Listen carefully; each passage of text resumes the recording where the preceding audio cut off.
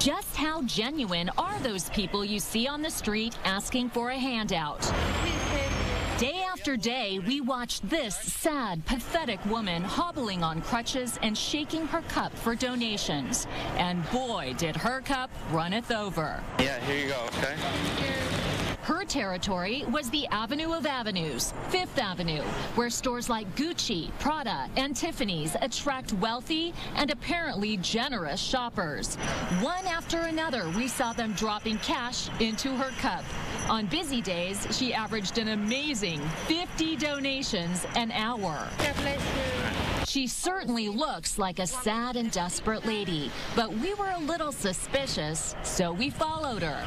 Here she is, getting off a bus in Queens and hopping into a minivan.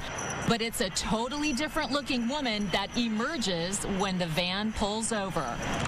Why, it's a miracle. Here she is, walking perfectly fine. And of course, the crutches are gone. She's walking, no crutches, nothing. Our cameras rolled as night after night, we saw her crossing streets, maneuvering upstairs, meeting up with friends, and even doing a little shopping. Stuck on her cell phone, got her Uggs on.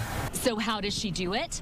When it's time to go to work, she changes into her work clothes in the back of this van. Voila, she's ready for another day of bent-over bogus begging.